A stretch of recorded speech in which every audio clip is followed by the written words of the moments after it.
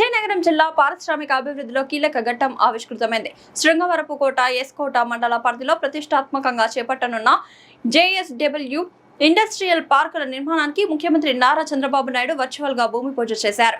కడప జిల్లా జమ్మలమడుగు నుంచి ఆయన ఈ కార్యక్రమాన్ని ప్రారంభించగా జిల్లాలో పండుగ వాతావరణం నెలకొంది. ఈ కార్యక్రమాన్ని ఇక్కడ ప్రత్యేక ప్రసాదం ద్వారా తిలకించారు. ఈ కార్యక్రమంలో రాష్ట్ర హోంశాఖ మంత్రి వంగలపూడి అనిత, మంత్రి కొండపల్లి శ్రీనివాస్, విశాఖపట్నం ఎంపీ శ్రీభరత్ ముఖ్య అతిథులుగా పాల్గొన్నారు. వీరితో పాటు జాయింట్ కలెక్టర్ ఎస్ సేదు మాధవన్, ఎమ్మెల్సీలు ఇందుకూరి రఘురాజు, గాలి శ్రీనివాసులు నాయుడు, స్థానిక MLA Kola Lalitha Kumari, DCMS chairman Gumpakrishna, Dasari corporation chairman Ratnaji, RDO Sudhasagar, పలువురు అధికారులు, స్థానిక నేతలు, జిందాల్ ప్రతినిధులు హాజరయ్యారు. జిల్లా చరిత్రలో నవశకం. ఈ సందర్భంగా హోంమంత్రి మాట్లాడుతూ రాష్ట్ర సమగ్ర అభివృద్ధికి పరిశ్రమలో పెట్టుబడులు ఎంతో అవసరమని పేర్కొన్నారు. రైతులు తమ భూములను త్యాగం చేయడం వల్లనే ఈ ప్రాజెక్టు సాధ్యమైందని, వారికి ప్రభుత్వం అత్యధిక ప్రాధాన్యత ఇస్తుందని స్పష్టం చేశారు.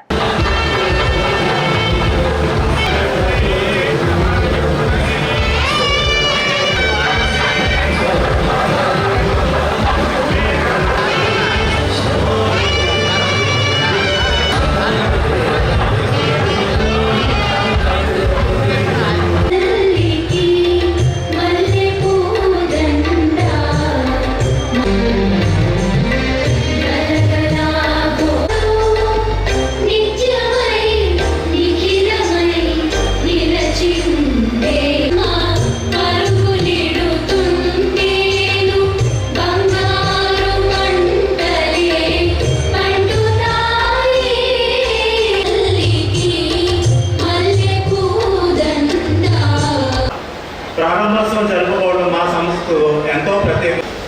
Sribharat honourable member of parliament Visakhapatnam sir గారికి, శ్రీమతి కె లలిత కుమారి, శ్రీనివాస్ బాబు గారికి, సోదరులు సేన బీజేపీ గవర్నమెంట్స్ వస్తూ ఉన్నాయి, పోతూ ఉన్నాయి, కానీ ఈ ప్రాంత ఉన్న పార్లమెంట్ సభ్యులు కార్యాచరణ కూడా దాల్చకుండా ఆనాటి ప్రభుత్వం చేస్తే యువతకు ఉద్యోగ అవకాశాలు జేఎస్డబ్ల్యూ టీంకి మరీ ముఖ్యంగా స్వతంత్ర దార్శనికుడైనటువంటి మన ముఖ్యమంత్రి వర్యులు శ్రీ నా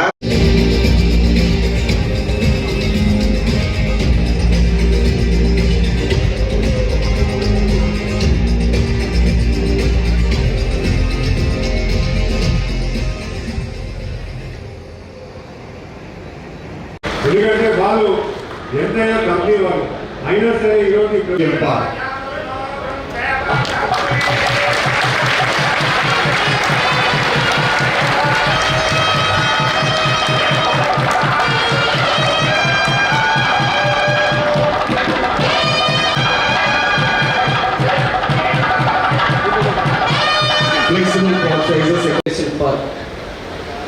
భూమి పూజ చేయడం జరుగుతుంది. దీనివల్ల మనకి వచ్చినటువంటి బెనిఫిట్స్ చూస్తే ఎంప్లాయ్మెంట్ ఆపర్చునిటీస్ కాకుండా చాలా చిన్న చిన్న అభివృద్ధులు, మన స్టాండర్డ్ ఆఫ్ లివింగ్, ఇక్కడ చుట్టుపక్కల ఉన్న రైతాంగం ఆర్ అదర్ ల్యాండ్ వాల్యూస్తో రేపు ఫ్యూచర్లో పెరగడానికి చాలా అవకాశం ఉంది. ఈ ఒక ఇండస్ట్రియల్ పార్క్ ఇనాగ్రేషన్కి ముఖ్య అంశం నేను చెప్పాలంటే రైతులు వాళ్ళ తాలూకా ఉన్న ల్యాండ్స్ని వాళ్ళు ముందర వచ్చి గవర్నమెంట్కి ఇచ్చేసి ఇండస్ట్రియల్ పార్క్ పెట్టడానికి కూడా వాళ్ళు సహకరించి చాలా సహకారం చేయడం వల్లనే ఇవాళ ఈ ప్రాజెక్టు అమలవుతుంది. దీంట్లో ముఖ్యంగా ఒక విషయం చెప్పాలంటే రైతులతో మనం కలిసి పనిచేస్తేనే ఏ ప్రాజెక్ట్ అయినా సక్సెస్ అవుతుందని చెప్పి ఈ ప్రాజెక్ట్లో ఒక ఉదాహరణగా రోల్ మోడల్గా అన్నింటినీ కూడా చూపించవచ్చు. ఆనరబుల్ మినిస్టర్ గారు, ఆనరబుల్ హోమ్ మినిస్టర్ గారు, ఆనరబుల్ ఎంఎస్ఎంఈ మినిస్టర్ గారు ఇద్దరు కూడా చాలా సందర్భాలు చాలా ఇష్యూస్ని క్లియర్ చేసుకుంటూ ఈ ప్రోగ్రామ్ ఇవాళ పెట్టడానికి ముఖ్యంగా ఇవాళ ఇక్కడ మన అందరూ కూడా గ్యాదర్ అవ్వడానికి ముఖ్య రీజన్గా ఉంటున్నాం. సో ఈ ప్రాంతానికి ఈ ఇండస్ట్రియల్ పార్క్ వచ్చిన తర్వాత ఎంప్లాయ్మెంట్ ఆపర్చునిటీస్ ఉంటాయి ఖచ్చితంగా అందరికీ. దాంతోపాటు స్కిల్ డెవలప్మెంట్ కూడా చేయమని చెప్పి మనం జేఎస్డబ్ల్యూ ఇండస్ట్రీస్ వాళ్ళని కోరాము, వాళ్ళు కూడా ఒప్పుకున్నారు. స్కిల్ డెవలప్మెంట్ ప్రతి ఒక్క రైతుల కుటుంబంలో ఉన్న అందరికీ కూడా స్కిల్ డెవలప్మెంట్ అందిస్తాయి. దాంతోపాటు ఒక ఎంప్లాయ్మెంట్ ఆపర్చునిటీ ప్రియారిటీలు మీ అందరికీ కూడా ఈ పార్కులోనే ఇవ్వమని చెప్పి కూడా కోరాము, వాళ్ళు కూడా ఒప్పుకున్నారు. దాని తర్వాత దీనివల్ల మీకు ఉన్న మిగతా ఇష్యూస్ ఇవన్నీ కూడా సెటిల్ డిస్ట్రిక్ట్ అడ్మినిస్ట్రేషన్ గౌరవ ముఖ్యమంత్రి ఆదేశం మీదుగా ఎప్పుడు కూడా కమిట్ అయి ఉన్నాము.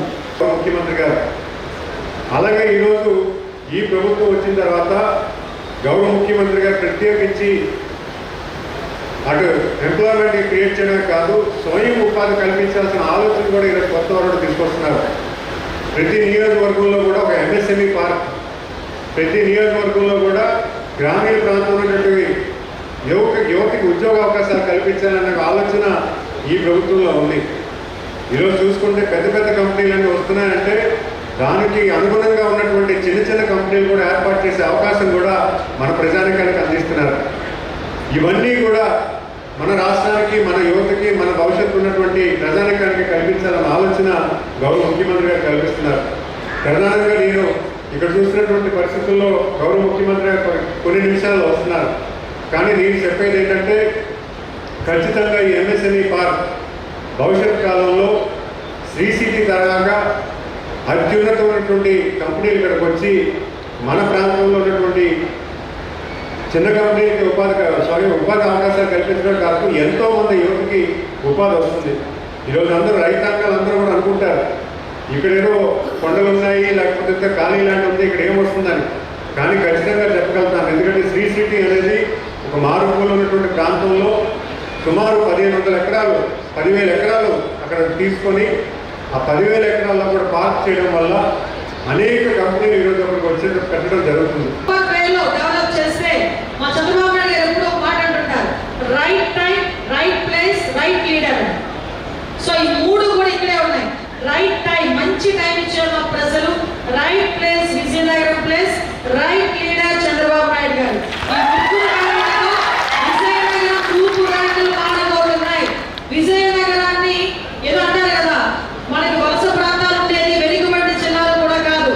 నేను ఇంతకుముందు మీటింగ్ లో కూడా చెప్పా, వెనుకబడిన జిల్లా విజయనగరం, శ్రీకాకుళం, విశాఖపట్నం కాదు, వెనకాతలు ఉండి నడిపించే జిల్లాలుగా ఈ మూడు జిల్లాలు తీర్చిదిద్దబోతున్నాయి.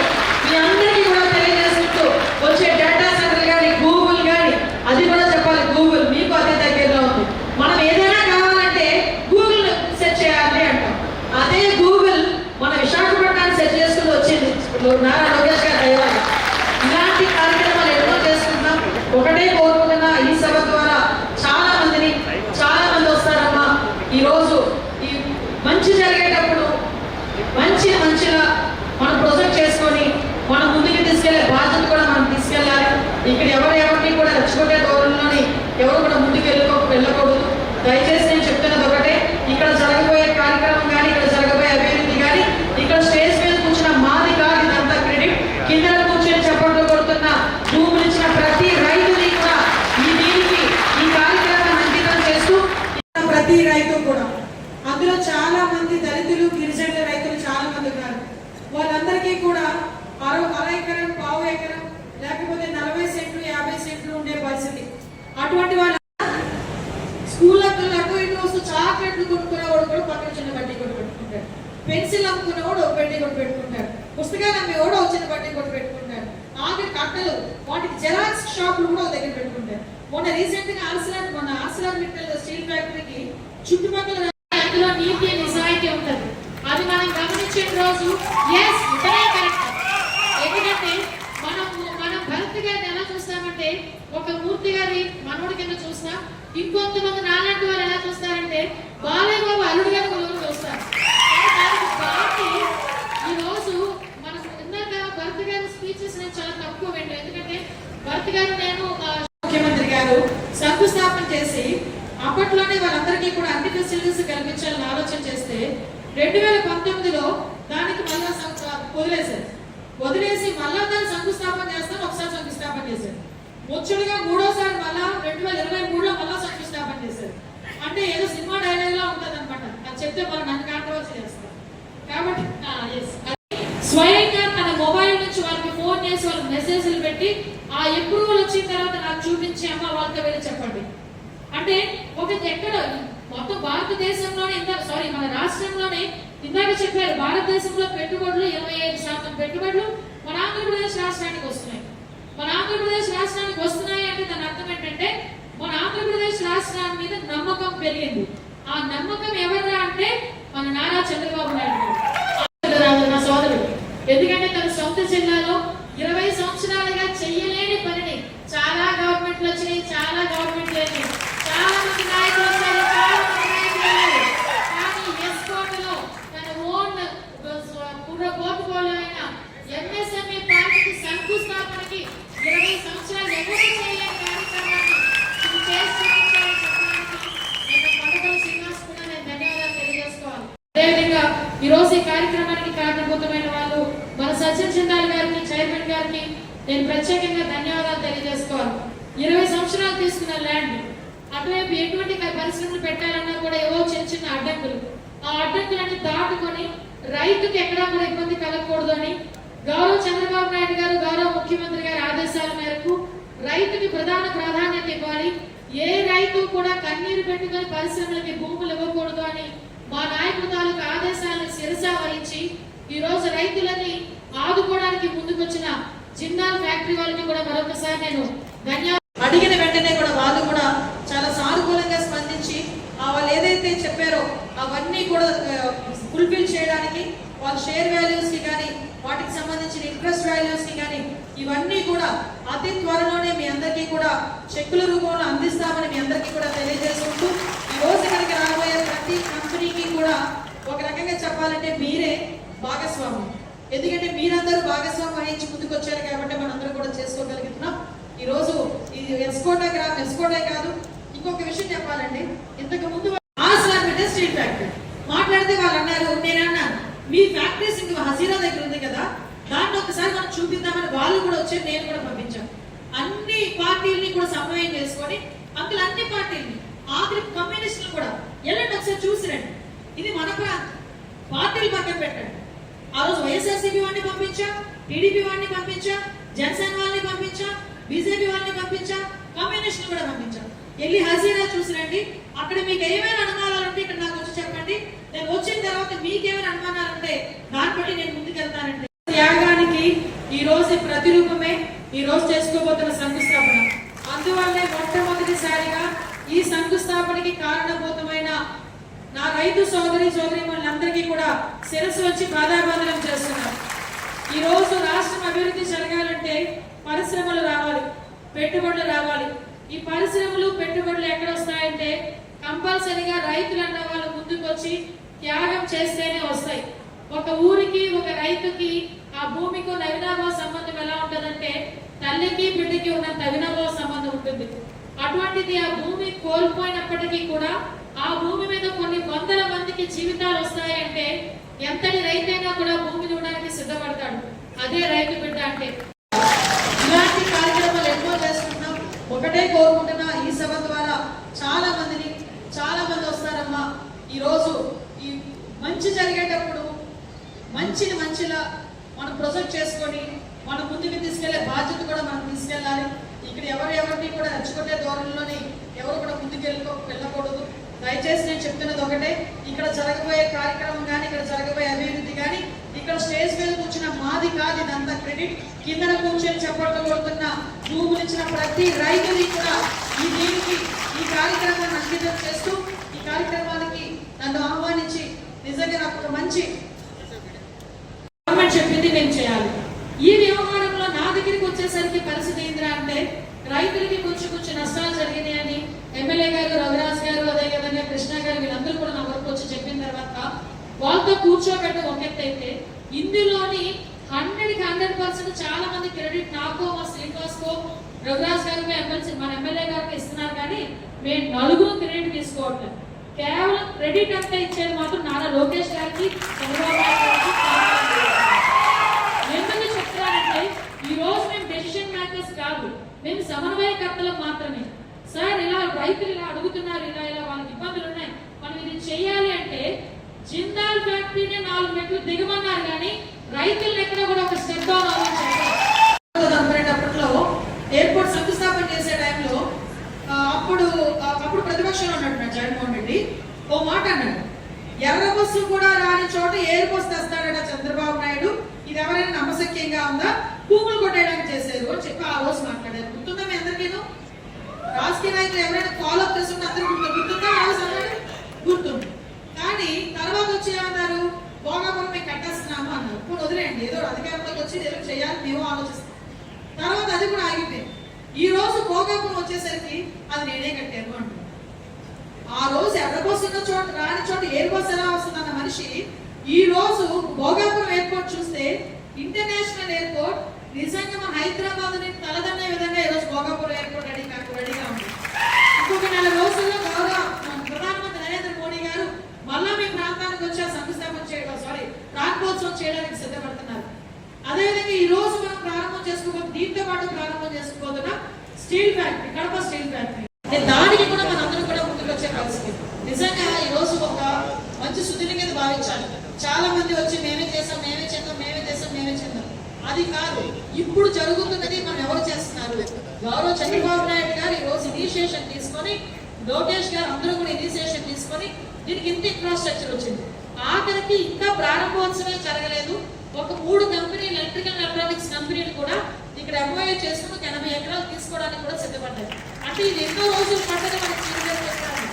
నేను ఇక్కడ రాసి పెట్టుకోండి ప్రతి ఒక్కరు, ఇక్కడ మినిమం 10,000 మంది ఉద్యోగాలతో నెక్స్ట్ 2029లో మేము ఎలక్షన్ వెళ్ళబోతున్నాం. ఇది రాసి పెట్టుకోండి. చాలా మంది మాట్లాడతారు, ఇండస్ట్రీలు వచ్చినాయి మాట్లాడుతున్నారు, ఏదైనా గ్రౌండ్ అయిందా?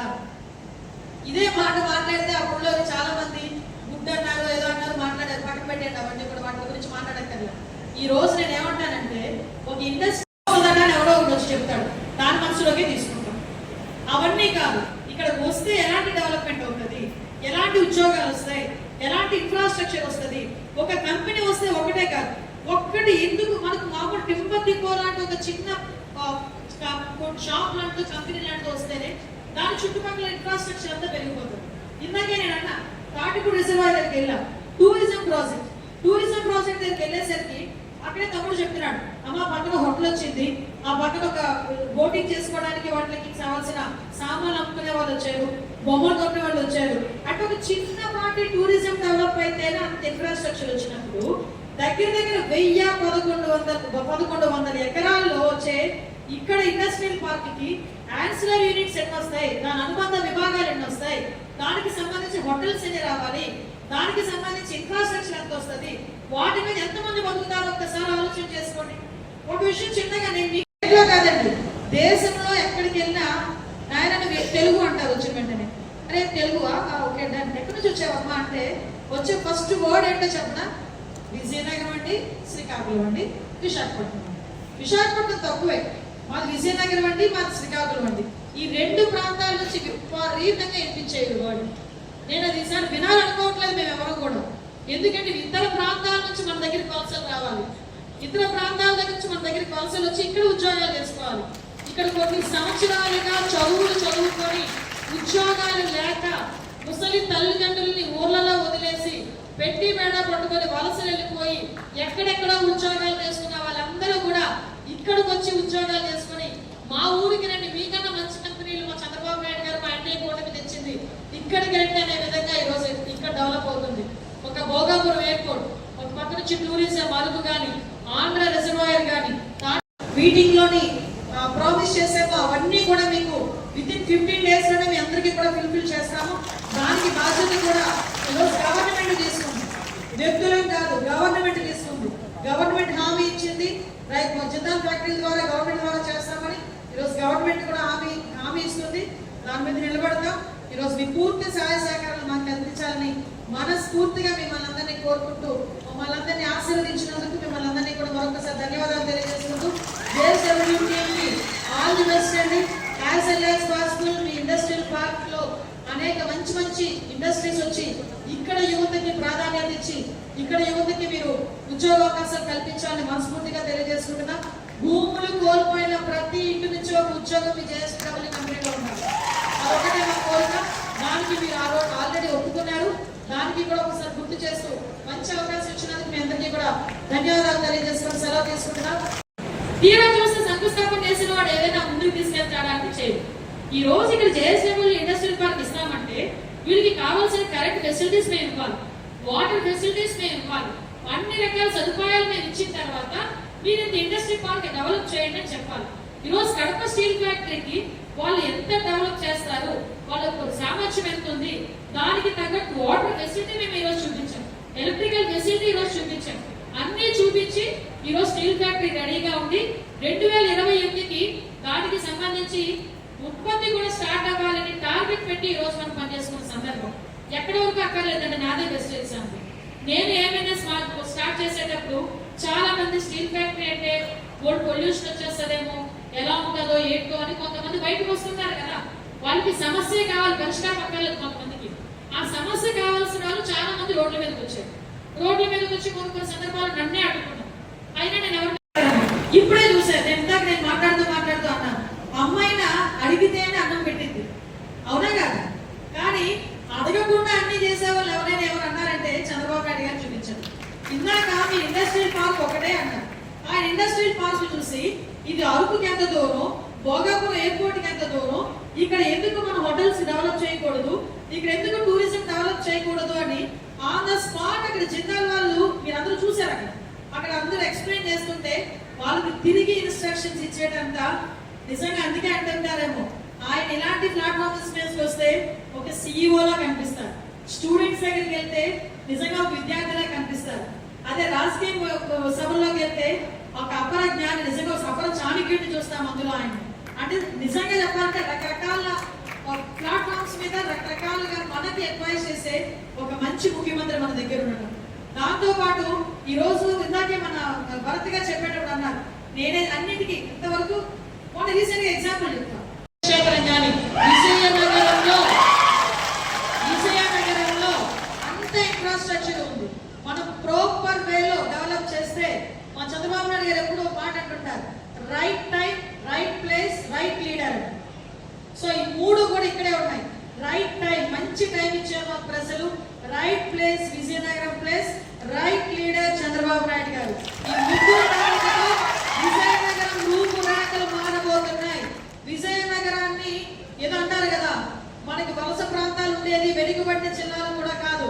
నేను ఇంతకుముందు మీటింగ్ లోనే కూడా చెప్పా, వెనుకబడిన జిల్లా విజయనగరం, శ్రీకాకుళం, విశాఖపట్నం కాదు, వెనకాతలు ఉండి నడిపించే జిల్లాలుగా ఈ 3 జిల్లాలు తీర్చిదిద్దబోతున్నామని మీ అందరికీ కూడా తెలియజేసుకుంటూ వచ్చే డేటా సెంటర్లు కానీ గూగుల్ కానీ అది కూడా చెప్పాలి. గూగుల్ మీకు అతి దగ్గరలో ఉంది. మనం ఏదైనా కావాలంటే గూగుల్ సెర్చ్ చేయాలి అంటాం. అదే గూగుల్ మన విశాఖపట్నాన్ని సెర్చ్ చేసుకుంటూ ఒక ఫ్యాక్టరీ వస్తే అందులో వచ్చే జీతం మినిమం 15,000. మినిమం 15,000 అంటే సంవత్సరానికి 2 లక్షల రూపాయలు. అంటే ఇక్కడ మనం అంటే ఎవరు పొరపాటు అవనియండి, ఏదైనా తలరాజు అవనియండి, వాటర్ మేము ఏం జరిగినా 20 సంవత్సరాలుగా ఒక్కొక్క ఎంప్లాయ్ దగ్గర 2 లక్షల రూపాయల సంవత్సరానికి కోల్పోయే పరిస్థితి మన వరకు వచ్చింది. కానీ ఈ రోజు పరిస్థితి ఎలా ఉంది అంటే, ఈ రోజు గవర్నమెంట్ అన్ని హెడిల్స్ ని దాటుకొని ఈ రోజు ముందుకు వచ్చి దగ్గర 1000 అంటే 1100 ఎకరాలు, 1160 ఎకరాలని ఈ రోజు జిందాల్ ఫ్యాక్టరీకి ఇవ్వడమే కాకుండా ఇక్కడ దగ్గర 600 కోట్ల రూపాయలు పెట్టుబడితో ప్రత్యక్షంగా పరోక్షంగా 45,000 మందికి ఉపాధి అవకాశాలు కల్పించడానికి ఈరోజు శంకుస్థాపన అయిపోయింది. అంటే మనం ఎంత టైం మనకి ఇబ్బంది పడ్డామో మనం అందరూ కూడా అర్థం చేసుకోవాలి. ఎందుకు ఈ మాట చెప్తున్నానంటే, ఏదైనా ఒక ఫ్యాక్టరీ వస్తుంది అంటే ఆ ఫ్యాక్టరీ లాభాలు ఉంటాయి, నష్టాలు ఉంటాయి. కొంతమంది ఇబ్బందులు పడతారు, కొంతమంది ఇబ్బందులు పడరు, కొంతమంది అవునంటారు, కొంతమంది కాదంటారు. నిజంగా చెప్పాలంటే ఆ భగవంతుడు కూడా ఎవరిని కూడా సంపూర్ణంగా 100% సాటిస్ఫై చేయలేదు. శక్తి ఎవరు అంటే ఒకవైపు నుంచి నారా లోకేష్ గారు, ఒకవైపు నుంచి పవన్ కళ్యాణ్ గారు, back in the screen Narendra Modi గారు. ఈ ముగ్గురు సమన్వయంతో జరుగుతున్న ఈ కార్యక్రమాల్లో ఎస్కోట్ లో ఉన్న ఈ జేఎస్డబ్ల్యూ 1000 ఎకరాలు ఆయనకి నెగ్లిజిబుల్ మామూలుగా అయితే, కానీ ఇక్కడ కూడా రైతులు చాలా ఇబ్బంది పడుతున్నారు 20 సంవత్సరాలుగా. అక్కడ కూడా ఉపాధి అవకాశాలు కల్పించాలి, వాళ్ళకి సరైన న్యాయం చేయాలి అనుకున్నారు. కాబట్టి ఆయన స్వయంగా పరిశీలించడమే కాకుండా గౌరవ ముఖ్యమంత్రి గారు కూడా అమ్మ ఆయన 3వ తారీఖున శంకుస్థాపన చేయాలి. రైతులు ఎవరు కూడా ఇబ్బందులు పడి అక్కడికి రాకూడదు, రైతన్న వాడు బాధపడకుండా సంతోషంగా వచ్చి ఇక్కడికి వచ్చి ఆ శంకుస్థాపన కార్యక్రమంలో పాల్గొవాలి. మీరందరూ వెళ్ళి కూర్చొని సమస్యను పరిష్కరించండి అని మాకు ఆదేశాలు జారీ చేశారు. అయితే నిజంగా ఇక్కడ రైతులకి కూడా నేను హ్యాట్స్ ఆఫ్ చెప్పాలి. ఏదో మంచి కోపం మీద వచ్చేవారు నా దగ్గరికి. మరి నా మొహం చూసి ఇంత ఆడపిల్లలు అనుకున్నారా ఏమనుకున్నారో నాకు తెలియదు, కానీ నా సోదరులందరూ కూడా నా దగ్గరికి వచ్చేసరికి కామ్ డౌన్ అయ్యేవారు. అమ్మ అమ్మ అనే పలకరించే తప్పించి ఏ రోజు నా దగ్గర నోరు కూడా కొంచెం పై కూర్చొని మాట్లాడుకుంటే చాలా సమస్యకి పరిష్కారం వచ్చేవి కూడా రోడ్లకే పరిస్థితులు చాలా సందర్భాల్లో వచ్చినాయి. కానీ అలాంటివి ఏమీ కాకుండా ఈ రోజు అందరూ కూడా సమన్వయంతో ముందుకు వచ్చి నిజంగా చెప్పాలంటే ఒక నూతన శకానికి నాంది పలికే విధంగా ఈ రోజు ఎస్కోట నియోజకవర్గం ఉంది. ఇందాకే మాట్లాడుతూ మన ఎంపీ గారు అంటున్నారు మరో శ్రీ సిటీ అవ్వబోతుంది ఎస్కోట కాన్స్టిట్యున్సీ. నిజంగా నా లోపల ఒక పక్క ఆనందం, ఒక పక్క అమ్మో నేను పోటీ పడాలి, ఎందుకంటే నా నియోజకవర్గానికి కూడా నేను ఎక్కువ తీసుకెళ్ళాలి. అది నా సొంత జిల్లా, ఇది ఇన్ఛార్జ్ జిల్లా. మీరు అనుకోవద్దు సొంత జిల్లా ఎక్కువ ఇన్ఛార్జ్ జిల్లా ఎక్కువ అంటే రెండు కళ్ళే. ఒక రకంగా చెప్పాలంటే ఇన్ఛార్జ్ జిల్లా ఒక స్టెప్ ఫార్వర్డ్ అయ్యాలి, ఎందుకంటే ఇక్కడ నా బాధ్యత ఉంది కాబట్టి డెఫినెట్గా ఈరోజు ఈ కార్యక్రమం. అదేవిధంగా మీ ఎమ్మెల్యే గారు మనకు సోదరిమణి కోళ్ళ లలిత కుమారి గారు ప్రత్యేకంగా దీని మీద దృష్టి పెట్టాం. మన ఎమ్మెల్సీ గారు రఘురాజ్ గారు మీ అందరికీ తెలిసిన వ్యక్తి. అదేవిధంగా మన గొప్ప కృష్ణ, ఇక్కడ వీళ్ళందరూ ఒక అయితే నా అడ్మినిస్ట్రేషన్కి నేను హ్యాట్సాప్ చెప్పాలమ్మా. ఎంత ఓపికగా ఉన్నారంటే మా జేసీ గారు, మా ఆర్టీఓ గారు, మా కలెక్టర్ గారు, వీళ్ళందరికీ ఆఖరికి మా ఎంఆర్ఓ గారిని కూడా నేను అప్రిషియేట్ చేయాలి.